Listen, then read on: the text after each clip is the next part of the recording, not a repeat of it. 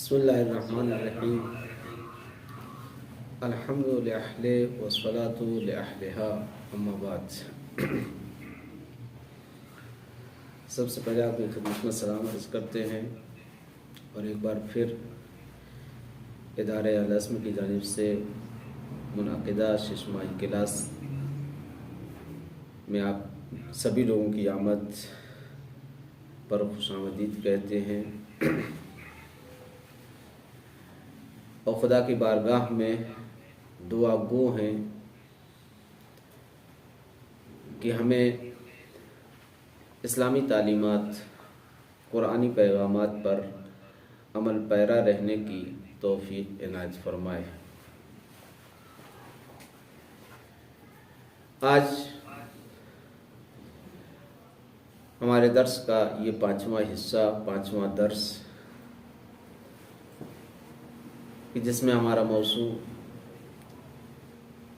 اخلاق اسلامی یا اخلاق قرآنی کی روشنی میں گفتگو ہو رہی تھی اور ہو رہی ہے۔ پچھلے درس میں خود سازی سے متعلق کچھ باتوں کی طرف اشارہ کیا گیا کہ انسان خود کو بنانا چاہتا ہے، خود کی اصلاح کرنا چاہتا ہے، خود کو پاک و پاکیزہ یا خود کو محاسن اخلاق یا مکارم اخلاق سے آراستہ کرنا چاہتا ہے تو کس طرح سے کر سکتا ہے۔ اس لیے کہ انسان دو چیزوں سے بنا ہے، ایک جسم ہے تو دوسری چیز جو انسان کے اندر زیادہ اہمیت رکھتی ہے وہ روح ہے۔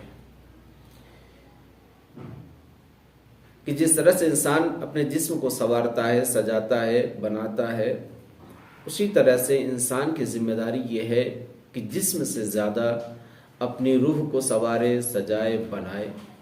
خود سازی کا مطلب ہی یہی ہے کہ انسان خود کی اصلاح کرے، اندرونی اصلاح، نفسی اصلاح۔ انسان اتنا اپنے آپ کو آمادہ کر لے، اتنا اپنے آپ کو سجا لے، سنوار لے کہ جب خدا کی بارگاہ میں حاضر ہو تو شرمندگی کا احساس نہ کرے۔ اس انسان کے اندر دونوں طرح کی صلاحیت پائی جاتی ہے۔ وہ اپنے کو پاکیزہ بھی بنا سکتا ہے اور اپنے کو آلودہ بھی بنا سکتا ہے، اور دونوں چیزوں کی طرف قرآن نے اشارہ کیا ہے، نشاندہی کی ہے۔ قد افلح من زکاہا، دوسری آیت وقد خاب من دساہا، یعنی انسان اپنے نفس کو پاکیزہ بھی بنا سکتا ہے اور انسان اپنے نفس کو آلودہ بھی بنا سکتا ہے۔ یہ انسان کے اختیار میں ہے کہ جس طرح سے ایک انسان شاکر بھی بن سکتا ہے اور وہی انسان کافر بھی بن سکتا ہے، یہ اس کے اختیار میں ہے۔ انسان اگر چاہے گا تو خود کو بنا بھی سکتا ہے، سجا بھی سکتا ہے، اور اگر انسان چاہے گا تو خود کو گناہوں میں آلودہ بھی کر سکتا ہے۔ یعنی اس آیت سے، ان دونوں آیتوں سے قد افلح من زکاہا وقد خاب من دساہا سے یہ پیغام ملتا ہے، یہ سمجھ میں آتا ہے کہ دونوں چیزیں انسان کے اختیار میں ہیں، بنانا بھی اور بگاڑنا بھی۔ تو انسان اپنے کو بنائے گا کیسے، اس سلسلے میں تفصیلی طور پہ نہ صحیح لیکن اجمالی طور پہ گفتگو ہوئی تھی اور اشارہ کیا گیا تھا کہ بنانے کے خود سازی کے چند مرحلے ہیں۔ پہلا مرحلہ یہ ہے کہ انسان خود سے شرط رکھے، خود سے عہد کرے۔ اس کا نام ہے، اس پہلے مرحلے کا نام ہے مشارطہ، یعنی انسان خود سے یہ شرط کرے، یہ عہد کرے کہ فرمان الہی کی نافرمانی نہیں کرے گا، کسی حکم الہی کو ٹھکرائے گا نہیں، انکار نہیں کرے گا، پامال نہیں کرے گا۔ اگر ہم یہ کام کرنا چاہتے ہیں، کب اور کس طرح سے کریں؟ ایک انسان کہ جس کی زندگی بری عادتوں کی وجہ سے، برے کاموں کی وجہ سے، غلط کاموں کی وجہ سے مسلسل دوچار ہو چکی ہے، اور وہ انہیں برے کاموں سے خود کو برے کاموں سے پریشان ہو چکا ہے، اب وہ انسان ان برے کاموں سے اپنے آپ کو چھٹکارا دینا چاہتا ہے، بچانا چاہتا ہے، نجات دینا چاہتا ہے، تو انسان پہلی شرط یعنی خود پہلا مرحلہ یہ ہے کہ انسان خدا سے بلکہ خود سے یہ شرط رکھے کہ ہم یہ کام نہیں کریں گے. اور اس کا بہترین وقت یہ ہے کہ نماز صبح کے بعد انسان خدا کی بارگاہ میں جب نماز صبح کے لیے حاضر ہو تو نماز صبح کے بعد خدا سے یہ عہد و پیمان کرے کہ انشاءاللہ آج کم از کم آج ہم اس بری عادت کو انجام نہیں دیں گے. اور اس کے لیے اگر ہم دیکھیں اماموں کی زندگی میں تو صحیفہ سجادیہ کی 31ویں دعا اس مرحلے کی طرف اشارہ کرتی ہے. چوتھے امام فرماتے ہیں وَلَكَ يَا رَبِّ شَرْطِ أَلَّا أَعُودَ فِي مَكْرُوهِكَ، خدایا میں تجھ سے یہ عہد کرتا ہوں، تجھ سے یہ شرط تیرے سامنے یہ شرط رکھتا ہوں کہ میں ان کاموں کی طرف پلٹ کے نہیں جاؤں گا کہ جنہیں تو ناپسند کرتا ہے، یعنی وہ کریہ اعمال کہ جو تیری نگاہ میں ناپسند ہے، مکروہ ہیں، میں ان کاموں کو انجام نہیں دوں گا. وَزَمَانِ أَلَّا أَرْجِعَ فِي مَذْمُومِكَ، اور جن چیزوں پہ تو نے مذمت کی ہے، ملامت کی ہے، سرزنش کی ہے، میں ان کاموں کو بھی پلٹ کر انجام نہیں دوں گا. وَأَحْدِي أَنِهْجُرَ جَمِيعَ مَعَاصِيكَ، اور میں تجھ سے یہ عہد کرتا ہوں کہ تمام گناہوں سے، تمام برائیوں سے، تمام معصیت سے دوری اختیار کروں گا. تو پہلی شرط خود سازی کی یہ ہے کہ انسان الصباح صبح سویرے نماز صبح کے بعد خدا سے عہد و پیمان کرے، خود سے عہد و پیمان کرے کہ میں یہ کام نہیں کروں گا. یہ کام اگر اچھا کام کرنا چاہتا ہے تو اس کے لیے بھی کر سکتا ہے، برا کام چھوڑنا چاہتا ہے تو اس کے لیے بھی انسان اپنے آپ سے عہد و پیمان کر سکتا ہے.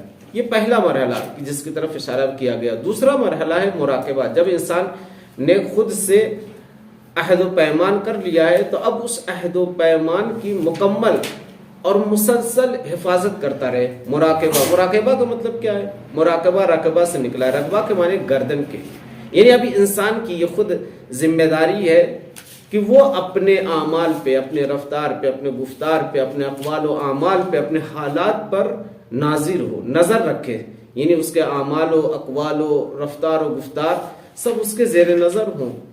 دن بھر اس کی کوشش یہ ہونی چاہیے کہ وہ برا کام کہ جس کے چھوڑنے کی اس نے جس کے چھوڑنے کے لیے عہد و پیمان کیا ہے وہ برا کام انجام نہ ہونے پائے، یا وہ اچھا کام کہ جس کے انجام دہی کی شرط رکھی ہے یا جس کا انجام دہی کا عہد و پیمان کیا ہے اسے چھوڑے نہیں. تو اب یہ انسان یعنی خود انسان ناظر ہوگا، خود انسان کے زیر نظر یہ چیز ہوگی، یعنی خود انسان اپنے کو اپنے زیر نظر رکھے گا. اسی بات کو امیر کائنات نے اپنی ایک حدیث میں اشارہ فرماتے ہیں کہ اجعل نفسک علی نفسک رقیبا، یعنی تم اپنے کو اپنے زیر نظر رکھو، یعنی اپنے اوپر کنٹرول رکھو دن بھر. یعنی جس چیز کی آپ نے شرط رکھی ہے، جس چیز کا عہد و پیمان کیا ہے اس عہد و پیمان پہ باقی رہو اور اسے اپنے زیر نظر رکھو، زیر نگرانی رکھو. اور یہ کام کب ہو سکتا ہے؟ جب ہم اللہ کو حاضر و ناظر سمجھیں گے، جب ہم اللہ کو اپنے سامنے حاضر و ناظر سمجھیں گے کہ واقعی ناظر وہ ہے، واقعی دیکھنے والا وہ ہے، وہ ہر جگہ حاضر ہے.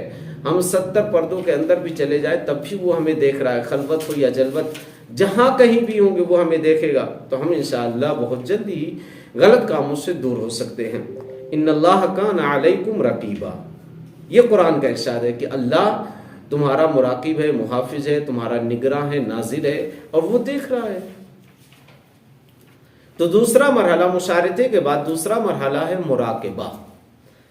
تیسرا مرحلہ ہے محاسبہ. جب ہم نے شرط رکھ لی، دن بھر ہم اپنے عمل کی نگرانی کرتے رہے، اب جب رات کا وقت آیا، شب کا ٹائم، شب کا ہنگام آیا، ہم خواب پہ ہم اپنے بستر پہ پہنچے سونے کے لیے، تو اب یہاں پر انسان وہ شرط جو اس نے صبح میں رکھی تھی، دن بھر جس کا خیال رکھا، اب اس کے لیے ضروری ہے کہ انسان اب اپنے اس شرط کا حساب کرے کہ کیا اس نے اپنے شرط پہ عمل کیا یا نہیں کیا.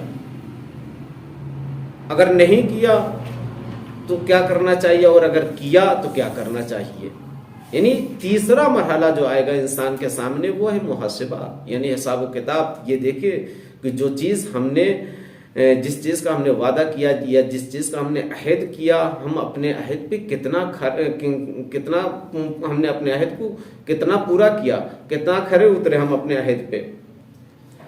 تو محاسبہ، تیسرا مرحلہ محاسبہ۔ ساتویں امام موسی کاظم علیہ السلام اس سلسلے میں فرماتے ہیں کہ لیس منا من لم یحاسبہ نفسہ فی کل یوم، یعنی وہ انسان کہ جو ہر دن اپنے نفس کا محاسبہ نہ کرے وہ ہم میں سے نہیں ہے۔ اب دو صورت ہوگی، اس نے جو شرط رکھی تھی اس شرط کو پورا کیا یا پورا نہیں کیا۔ فَإِنْ عَمِلَ حَسَنًا، اگر اس نے اچھا کام کیا ہے تو خدا کی بارگاہ میں دعا کرے کہ اس اچھے کام میں برکت ہو، اضافہ ہو۔ وَإِنْ عَمِلَ سَيِّئًا، اور اگر کام برا کیا ہے، یعنی شرط کی خلاف ورزی کی ہے، تو اللہ سے استغفار کرے اور خدا کی بارگاہ میں توبہ کرے۔ یہ تیسری چیز ہے۔ اور چوتھی چیز جو اس کے بعد ہے کہ اب محاسبے کے بعد دو ہی صورتیں ہوں گی، یا اس نے اپنے شرط پہ عمل کیا ہے دن بھر یا نہیں کیا ہے۔ اگر شرط پہ عمل کیا ہے تو بہت اچھی بات ہے، نہیں کیا ہے تو اب اپنے آپ کو سزا دے، کہ جسے معاقبہ کہتے ہیں، معاتبہ کہتے ہیں، یعنی عذاب، عتاب، مواخذہ کہتے ہیں، یعنی خود انسان اپنے آپ کو سزا دے کہ میں نے یہ غلط کام چھوڑنے کی شرط کی تھی لیکن نہیں چھوڑا، تو اب مجھے اس غلط کام نہ چھوڑنے پہ مجھے خود کو سزا دینی چاہیے۔ اسے کہتے ہیں معاقبہ۔ میں نے پچھلے درس میں ایک داستان کی طرف اشارہ کیا تھا کہ جس داستان کو آیت اللہ العظمیٰ مکارم شیرازی حفظہ اللہ نے اپنی کتاب اخلاق در قرآن جلد نمبر 1 صفحہ نمبر 264 پر جس داستان کو نقل کیا ہے، بعینی اسی کتاب میں، اسی جلد میں، اسی صفحے پہ ایک دوسری داستان کی طرف ایک دوسری داستان تحریر کی ہے۔ پہلی داستان مشارطے کی تھی کہ جو مشارطے سے مربوط تھی، کہ جس کا تعلق آیت اللہ العظمیٰ آغائے بروجردی رحمۃ اللہ علیہ سے تھا۔ اسی صفحے، اسی کتاب، اسی صفحے، اسی جلد میں ایک دوسری داستان کی جو معاقبے اور مواخذے کی طرف اشارہ کرتی ہے۔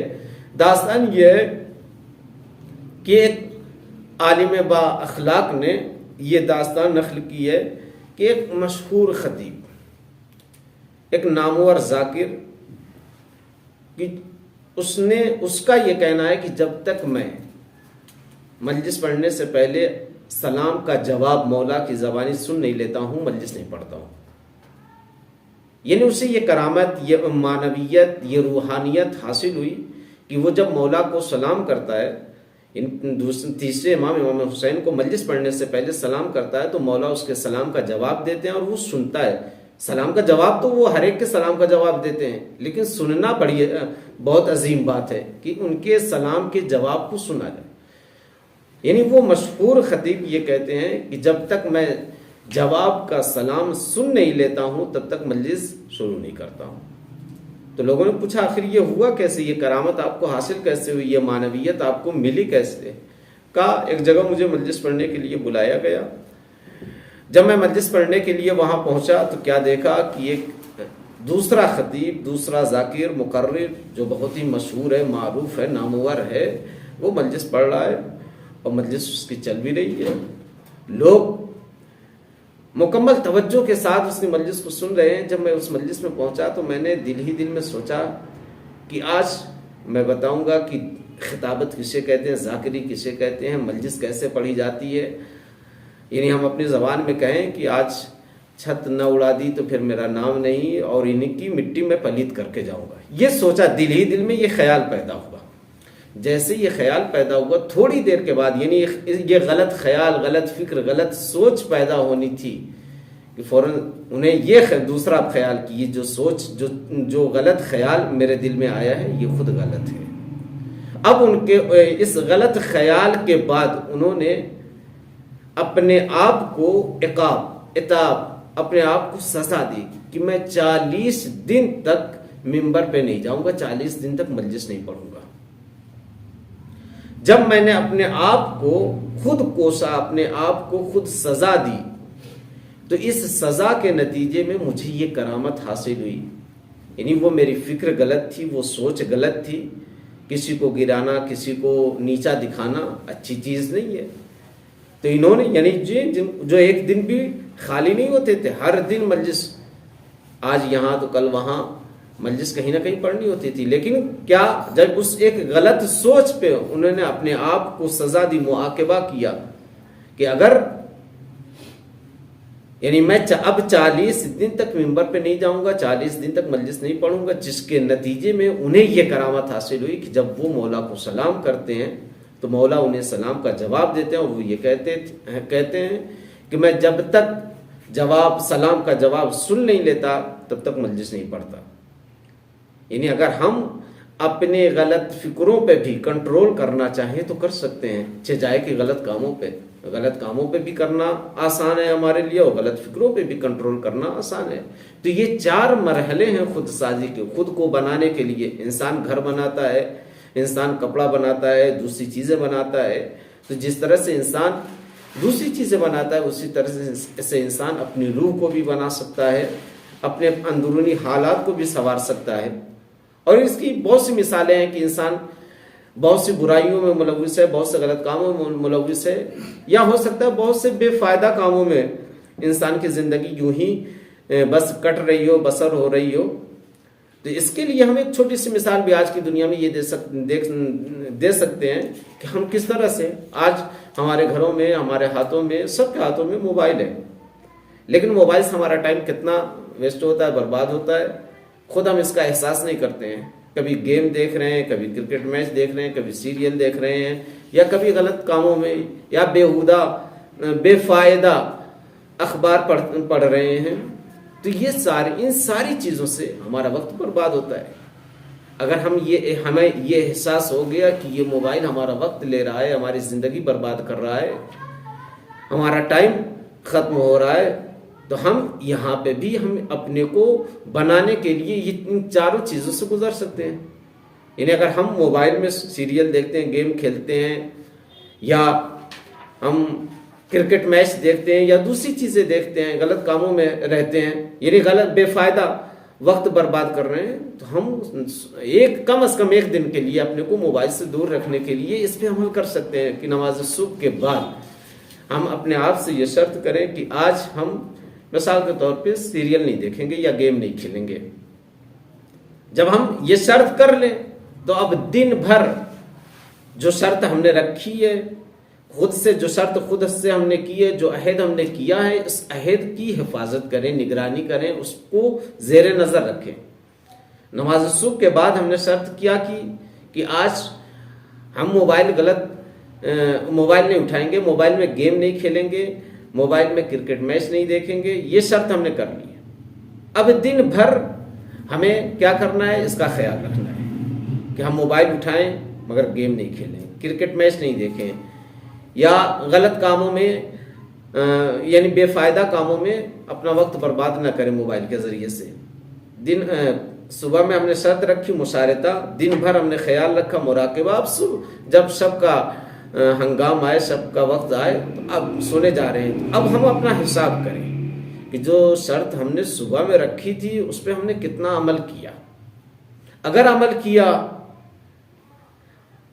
تو بہت اچھی بات ہے، اور اگر عمل نہیں کیا، یعنی اگر ہم گیم مثال کے طور پہ روزانہ 2 گھنٹہ 10 گھنٹہ کھیلتے تھے، 2 گھنٹہ کھیلتے تھے، لیکن آج ہم نے شرط تو رکھی تھی کہ بالکل نہیں کھیلیں گے، لیکن پھر بھی 2 منٹ ہی صحیح کھیلا، تو ہم نے اپنی شرط کو پورا نہیں کیا، ہم نے اپنے عہد اور وعدے کو پورا نہیں کیا. اگر شرط کو پورا کیا بہت اچھی بات ہے، خدا کا شکر ادا کریں کہ اس نے ہمیں اس شرط پہ عمل کرنے کی توفیق عنایت کی. اور اگر شرط پوری نہیں کی تو اب کیا کریں؟ اب تو اپنے آپ کو سزا دینا ہے، عقاب اور عذاب کا، یعنی خود کو ہم کو سزا دینا ہے. تو کیا کر سکتے ہیں؟ بس اب دوسری چیز ہم یہ کر سکتے ہیں کہ آج تو ہم نے یہ سوچا تھا، شرط رکھی تھی کہ موبائل نہیں اٹھائیں گے، گیم نہیں کھیلیں گے، سیریل نہیں دیکھیں گے، لیکن ہم 2 گھنٹے کے بجائے 2 منٹ ہم نے گیم کھیلا یا سیریل دیکھا.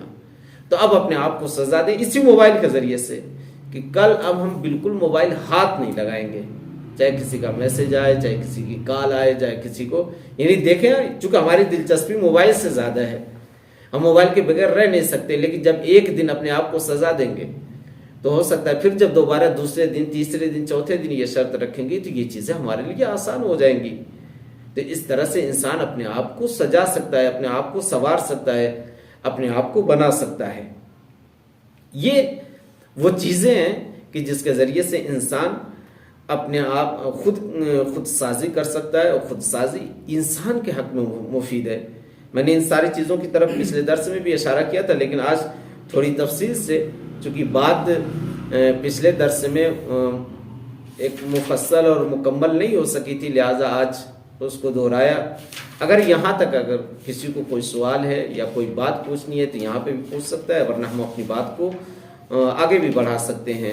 اگر اس سلسلے میں یعنی خود سازی کے جو مرحلے ہیں، 4 مرحلے ہیں، پہلا مرحلہ ہے مشارطہ، دوسرا مرحلہ ہے مراقبہ، اور تیسرا مرحلہ ہے محاسبہ، چوتھا مرحلہ ہے مواقبہ۔ یہ 4 مرحلے ہیں۔ ان چاروں مرحلوں پہ اگر کوئی کھرا اترتا ہے، مکمل پورا اترتا ہے، تو انشاءاللہ وہ اپنے آپ کو ایک مرحلے تک، ایک کمال کی منزل تک پہنچنے کے لیے بہت ہی آسانی محسوس کرے گا۔ اگر اس سلسلے میں کسی کے ذہن میں کوئی بھی سوال ہے تو ہم حاضر ہیں، ورنہ یہاں سے آگے بڑھتے ہیں۔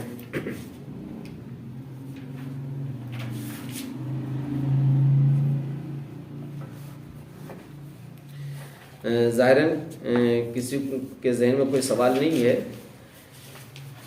ہماری بحث ہی قرآنی اخلاقیات کے سلسلے میں، یعنی ہم اگر یہاں تک آ چکے ہیں، اپنے کو سجا چکے ہیں، اپنے کو سنوار چکے ہیں، اپنے آپ کو بنا چکے ہیں، تو اب جو اس کے بعد مرحلہ ہے وہ یہ ہے کہ انسان کے عمل میں، یعنی انسان اپنے کو بنائے گا کب؟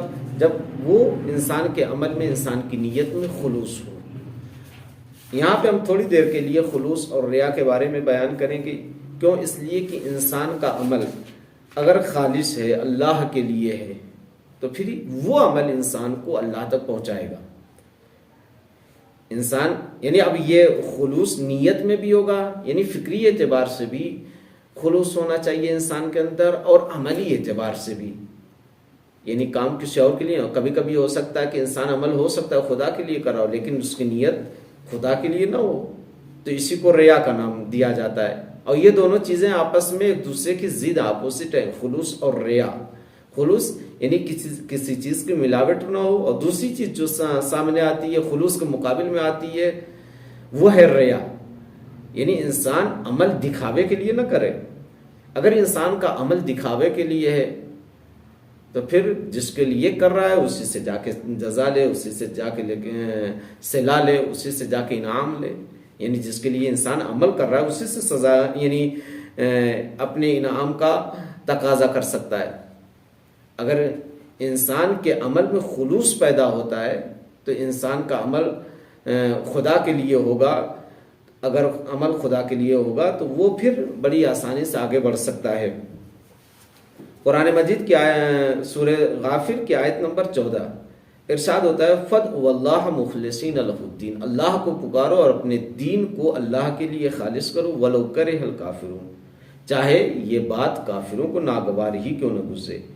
یعنی خلوص، انسان کی زندگی میں نیت کا بہت ہی زیادہ اثر ہوتا ہے کہ انسان کی نیت کیسی، جیسی نیت ہوگی ویسا ثمرہ، ویسا فائدہ، ویسا عمل سامنے آئے گا۔ میں صرف 2 تاریخی مثالوں کی طرف اشارہ کرنا چاہتا ہوں کہ دیکھیں انسان کی نیت اسے کہاں تک پہنچاتی ہے۔ اگر نیت اچھی ہے تو اس نیت کی صلہ بھی اچھا ہوگا، اگر نیت اچھی نہیں ہے تو پھر صلہ بھی اچھا نہیں ہوگا۔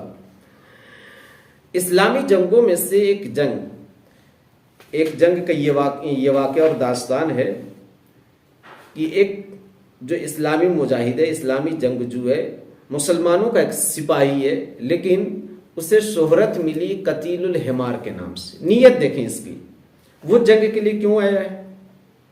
قتیل الحمار کہتے کسے، میں اسے بعد میں بتاؤں کہ جنگ کے لیے کیوں آیا؟ کیا اسے دین سے دلچسپی ہے، خدا سے دلچسپی ہے، اللہ کے لیے آیا، رسول اللہ کے لیے آیا؟ نہیں، وہ آیا کس کے لیے آیا، کس لیے آیا تھا؟ اسے ایک گدھا پسند آ گیا تھا۔ وہ جنگ میں صرف اس لیے آیا ہے کہ میں اس کے مالک کو ماروں گا اور یہ گدھا اپنے قبضے میں لے لوں گا. لیکن جس گدھے کے مالک کو مارنا چاہ رہا تھا بات الٹ گئی, اسی مالک نے اس کو مار دیا. یہ اس کی نیت دیکھیں, جنگ میں یہ آیا, اسلامی جنگ ہے, لیکن جنگ میں آیا ہے کس نیت سے آیا ہے کہ اسے گدھا پسند آیا, تو گدھا لینے کے لیے, اپنے قبضے میں کرنے کے لیے گدھے کے مالک کو مارنا چاہا, لیکن بات الٹ گئی, گدھے کے مالک نے اسے مار دیا. جب اسے مار دیا تو اب یہ اسے لوگوں نے یا تاریخ نے اسے قتیل الحمار کے نام سے آج بھی, یعنی تاریخ اسے قتیل الحمار کے نام سے یاد کرتی ہے کہ یہ گدھے کی راہ میں مارا گیا ہے, یعنی گدھے کے لیے مارا گیا ہے. اس کا آنا جنگ میں تو آیا تو ہے, لیکن خدا کے لیے نہیں آیا. نیت دیکھیں, اس کا باطن دیکھیں, ظاہر نہیں, اس کا باطن. ظاہر تو بہت اچھا ہے, اسلامی جنگ میں آیا ہے, مسلمانوں کے یعنی ان لوگوں سے لڑ رہا ہے, ان لوگوں سے جنگ کر رہا ہے جو مسلمانوں کے خلاف اٹھے ہیں, جو مسلمانوں کے خلاف لڑ رہے ہیں. لیکن آنے والے کی نیت کیا ہے کہ میں اس مالک کو ماروں گا, گدھا اپنے قبضے میں لوں گا اور لے کے چلا جاؤں گا. لیکن جب مارا گیا ہے, قضیہ الٹا ہے اور مارا گیا ہے, تو اب تاریخ نے اسے قتیل الاسلام نہیں کہا ہے کہ یہ اسلام کی راہ میں مارا گیا, یا قتیل اللہ نہیں کہا گیا کہ یہ اللہ کی راہ میں مارا گیا, یا قرآن کی راہ میں, یا رسول اللہ کی راہ میں مارا گیا. نہیں, یہ گدھے کی راہ میں, چونکہ گدھے کے لیے آیا تھا کہ مجھے یہ گدھا مجھے پسند آ گیا ہے, مجھے یہ چاہیے. اب اس کی نیت دیکھیں, یعنی اس کا ظاہر بہت اچھا ہے لیکن باطن بہت برا ہے. یعنی جیسی نیت ہے ویسا اس کا عمل سامنے آیا. یعنی یہ ایک مثال ہے کہ اگر نیت بری ہوگی تو انسان کی جزا یا انسان کو جو صلہ ملنے والا ہے ویسے اسی نیت کے مطابق ہوگا. اور دوسری مثال تاریخ کی, یعنی اگر انسان کی نیت اچھی ہو تو ہو سکتا ہے کہ اچھوں کے ساتھ نہ ہو لیکن صلہ اچھوں والا اسے ملے گا. اور ابھی 40 گزری ہے, 40 سے متعلق جو سب سے مشہور بات ہے وہ جناب جابر بن عبداللہ انصاری جو سب سے پہلے زائر ہیں امام حسین کے, اور بروز 40 کے دن کربلا پہنچے قبر امام حسین کی زیارت کے لیے. یہ جب مدینے سے نکلے تو کوفہ ہوتے ہوئے کربلا پہنچے ہیں. جب کوفہ پہنچے ہیں تو عطیہ کو اپنے ساتھ لیا ہے. گرچہ یہاں پہ ایک چھوٹی سی مسٹیک ہوتی ہے بیان کرنے والوں سے, اور یہ اس کی طرف اشارہ ہاشم رسولی یہ محلاتی نے اپنی کتاب کیفر گناہ میں کیا کہ یہ عطیہ جابر کے غلام نہیں ہے. میں صرف اس بات کی طرف, اس نقطے کی طرف توجہ دلانا چاہتا ہوں کہ یہ عطیہ کی جو ایک غلط چیز مشہور ہو گئی, یہ جناب جابر کے غلام نہیں ہے, بلکہ جناب جابر جب کوفہ پہنچے ہیں تو عطیہ کے گھر مہمان کے طور پر رہے, اور پھر انہیں اپنے ساتھ لے کر کوفہ سے کربلا قبر امام حسین کی زیارت کے لیے پہنچے. چونکہ خود عطیہ ایک دانشمند ہیں, ایک مفسر ہیں عالم اسلام کے. جب دونوں کربلا پہنچے ہیں اور پورا ماجرا آپ کے نگاہوں کے سامنے ہے, مجھے اس کی طرف اشارہ نہیں کرنا ہے, جو سب کچھ ہو چکا تھا. جابر ایک مرتبہ کہتے ہیں والذی بعث محمدا بالحق کی نبیہ, قسم ہے اس ذات کی, اس خداوند متعال کی کہ جس نے سرکار حضرت ختم مرتبت کو نبی بنا کر بھیجا. لقد شارکناکم فیما دخلتم فیہ, یہ بڑی عجیب بات ہے. یعنی کس سے مخاطب ہے؟ قبر امام حسین سے. امام حسین سے مخاطب ہو کر جناب جابر یہ کہہ رہے ہیں کہ ہم بھی اسی راہ میں ہیں جس راہ میں آپ ہیں, یعنی ہم بھی اس میں شریک ہیں, سہیم ہیں, اس میں ہم بھی حصے دار ہیں. جب یہ بات عطیہ نے سنی, یعنی جبکہ کربلا کے میدان میں امام حسین نے اپنا سب کچھ قربان کیا ہے, آل و اولاد بھی قربان کی, مال و اسباب بھی قربان کیا, سب کچھ قربان کیا, لیکن جابر کیا کہتے ہیں کہ ہم بھی آپ کے اجر میں, آپ کے ثواب میں شریک ہیں. جب یہ چیز عطیہ نے سنی تو ایک مرتبہ عطیہ نے کہا, عطیہ نے جابر سے کہا, جابر یہ کیسے ہو سکتا ہے, یہ کس طرح سے ممکن ہے؟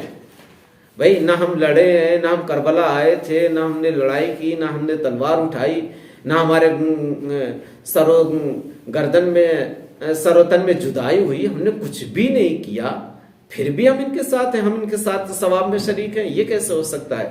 اب یہاں سے جناب جابر یعنی عطیہ کے جواب میں فرماتے ہیں یا عطیہ سمعت حبیبی رسول اللہ یقول، میں نے پیغمبر اسلام سے، پیغمبر گرامی سے سنا ہے کہ من احب قوما حشر معهم، یعنی جو جس قوم کو پسند کرے گا، جسے دوست رکھے گا، وہ اسی قوم کے ساتھ، انہی کے ساتھ محشور ہوگا، اٹھایا جائے گا۔ ومن احب عمل قوم اشرک فی عملہم، اور جو جس قوم کے عمل کو محبوب سمجھے گا، پسند کرے گا، وہ اس کے عمل میں بھی شریک ہوگا۔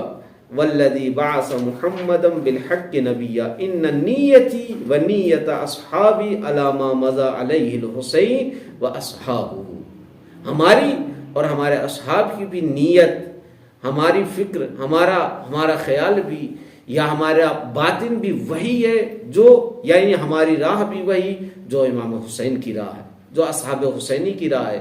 ہم بھی راہ خدا میں شہید ہونا چاہتے ہیں، ہم بھی اپنا سب کچھ راہ خدا میں قربان کرنا چاہتے ہیں، لٹانا چاہتے ہیں، یعنی ہماری نیت بھی وہی ہے جو امام حسین کی نیت تھی، ہم وہی کرنا چاہتے ہیں جو امام حسین نے اور امام حسین کے اصحاب نے کیا۔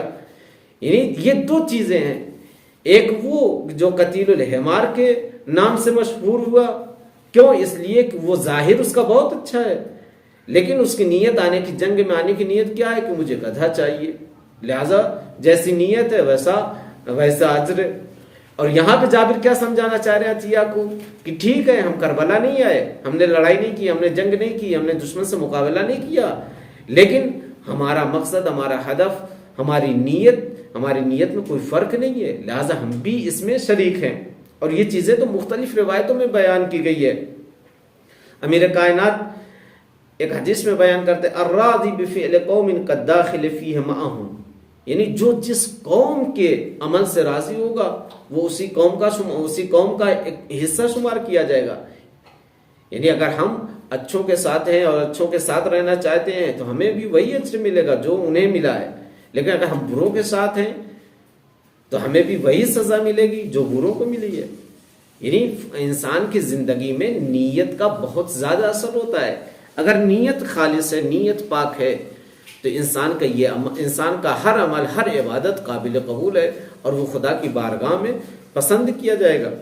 لہٰذا انسان کی یعنی انسانی زندگی میں یہ کوشش ہونی چاہیے، لیکن ہم اپنا سب کچھ برباد کر دیتے ہیں چونکہ ہماری نیت پاک نہیں ہوتی ہے، خالص نہیں ہوتی ہے، ہماری نیت میں خلوص نہیں پایا جاتا ہے، تو وہ ہمارا عمل تو دیکھنے میں بہت اچھا ہوتا ہے، لیکن اندر سے خدا جانتا ہے کہ ہمارے عمل کی حیثیت کیا ہے، ہمارے عمل کی اوقات کیا ہے، اس کا مرتبہ اور درجہ کیا ہے۔ بھئی ہم بھی کلاسز کرتے ہیں، لیکن اگر انہی کلاسوں کا مطلب کلاس کرنا یا کلاس میں آنا اگر ہم دکھانے کے لیے آ رہے ہیں تو بظاہر تو لوگ نہیں سمجھ رہے ہیں کہ ہم دکھانے کے لیے آ رہے ہیں یا نہیں آ رہے ہیں، لیکن اگر نیت ہماری دکھانے کے لیے، کلاس ہی یہی کلاس جو ہم جس کلاس میں بیٹھے ہیں، جس کلاس میں ہم پڑھ رہے ہیں اور پڑھا رہے ہیں، اگر یہاں بھی ہم دکھانے کے لیے، ریاکاری کے لیے آئیں تو اس کلاس کا ثواب بھی ہمارا ختم ہو جائے گا۔ ہم جس کے لیے کریں گے پھر یعنی جزا دینے والا، ثواب دینے والا ہم سے تو پلٹ کے برجستہ یہ کہہ سکتا ہے، اور اسے یہ حق ہے کہ تم نے کام جس کے لیے کیا ہے جا کے اسی سے جزا مانگو، جا کے اسی سے صلہ مانگو۔ اگر ہم کلاس میں بھی پڑھانے کے لیے آتے ہیں ریاکاری کے طور پہ، یا کلاس میں پڑھنے کے لیے آتے ہیں دکھانے کے طور پہ، تو یہاں پہ ہمارے آنے کا جو ثواب اللہ کی طرف سے ملنے والا تھا یقینی طور پہ وہ نہیں ملے گا۔ ہم ایک چھوٹی سی چیز ہے، یعنی اگر ہمارے اندر یہ شوق ہے کہ ہم دکھانا چاہتے ہیں اپنے اچھے کاموں کو، مجلسیں کر رہے ہیں، کلاسز کر رہے ہیں، اچھے کام کر رہے ہیں، اچھی تقریبات کر رہے ہیں، لیکن اگر ہمارا مقصد دکھاوا ہے، لوگوں کو دکھاوا ہے، لوگوں سے تعریف لینی ہے، لوگوں کی واہوائی لینی ہے، تو اس کا کوئی فائدہ نہیں۔ ہاں اگر واہوائی لینی ہے تو صرف انہیں سے لیں، پھر خدا سے کوئی امید نہ رکھے کہ وہ اس عمل کی جزا دے گا۔ لیکن میں ایک بات میں نے بہت پہلے اپنے استاد سے سنی تھی جو مجھے آج بھی یاد ہے، یہ تقریباً 10 سال پرانی بات ہے۔ انہوں نے یہ بات کہی تھی کہ اگر ہم اپنے عمل میں ریاکاری ہی چاہتے ہیں، یعنی ہم نے اپنے عمل کو دکھانا ہی چاہتے ہیں، تو دکھائیں۔ کس نے منع کیا دکھانے سے؟ لیکن دوسروں کو نہ دکھائیں، خدا کو دکھائیں۔ دکھانا ہی چاہ رہے ہیں کہ بھائی اچھا کام کر رہے ہیں، ہم مجلس کر رہے ہیں، مدرسہ بنوا رہے ہیں، کلاسز کر رہے ہیں، ادارے چلا رہے ہیں، لوگوں کی مدد کر رہے ہیں، لوگوں کے سنگ کام آ رہے ہیں، تو دکھانا ہی چاہتے ہیں تو اسے دکھائیں جو دیکھ رہا ہے. انہیں کیوں دکھانا چاہ رہے ہیں کہ جو دیکھتے بھی نہیں ہیں؟ یعنی ہم ان کے لیے مر رہے ہیں جو مڑ کر دیکھنا بھی نہیں چاہتے ہیں، اور وہ خدا جو جسے ہم دکھانا بھی نہ چاہیں تب بھی وہ دیکھ رہا ہے. تو دکھانا ہی ہے تو خدا کو دکھائیں. ریاکاری کرنی ہے تو خدا کے سامنے کریں کہ خدا یا تو دیکھ لے، ہم کام تیرے لیے کر رہے ہیں.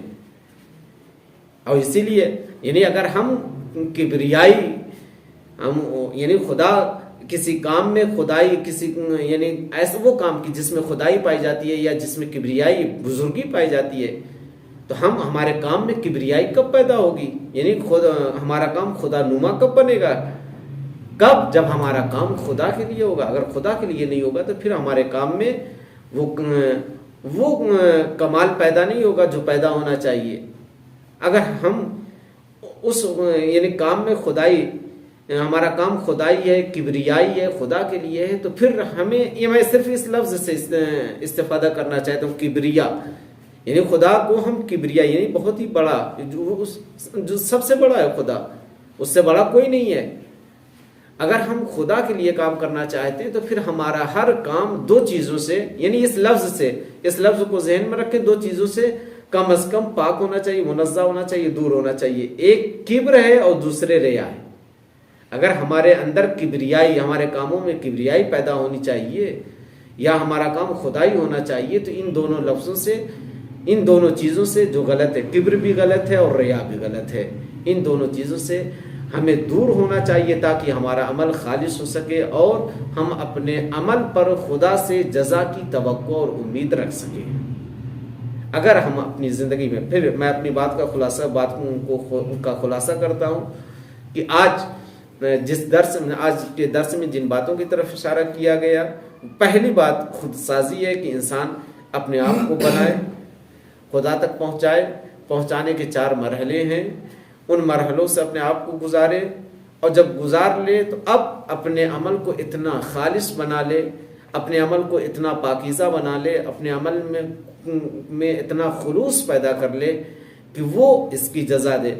اور ہم نے یہ آج بھی، ہم تاریخوں میں جانے کی ضرورت نہیں، اگر آج بھی ہمارے اندر خلوص پیدا ہو جائے تو خدا خود